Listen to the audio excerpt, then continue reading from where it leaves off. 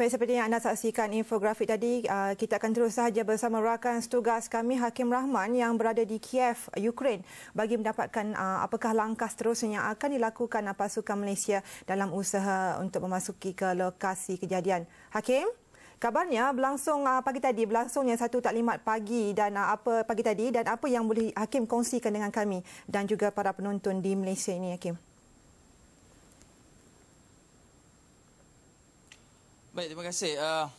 Sebentar tadi, taklimat oleh Ketua Delegasi Khairil Hilmi kepada seluruh delegasi pasukan siasatan khas Malaysia memaklumkan pada hari ini mereka akan memecahkan pasukan kepada beberapa kumpulan.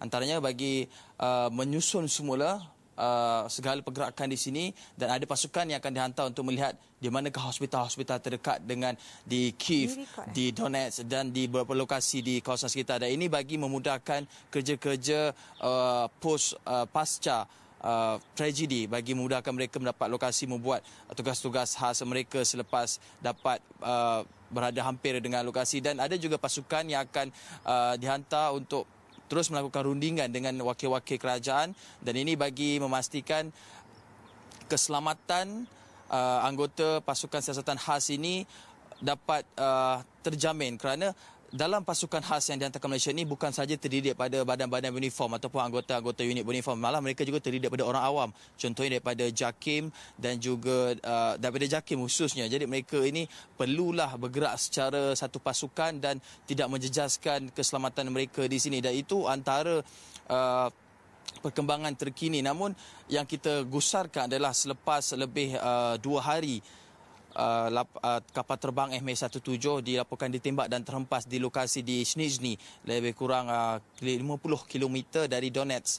Pasukan siasatan baik dari Malaysia ataupun pasukan antarabangsa masih lagi tidak dapat melakukan kerja-kerja pasca tragedi, dan lebih membimbangkan dengan keadaan cuaca yang panas.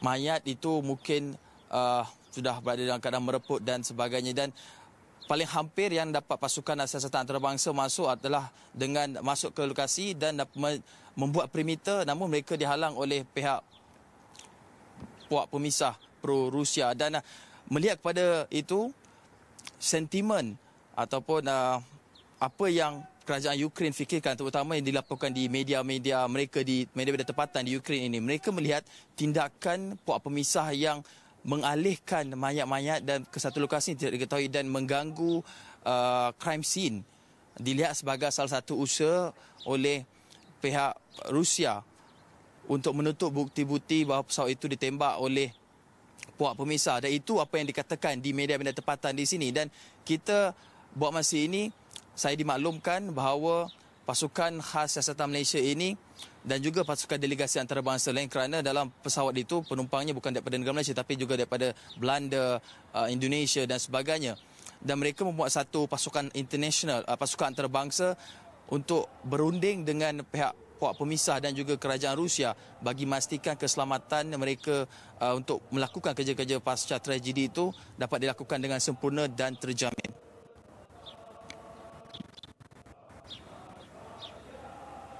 Okey, sudah 2 hari Hakim berada di hotel di Kiev. Mungkin Hakim boleh kongsi, selain daripada pasukan penyiasat Malaysia dan juga media daripada Malaysia satu sekumpulan dengan Hakim, mungkin ada media-media antarabangsa atau pasukan penyiasat antarabangsa lain yang berada di hotel tempat Hakim menginap?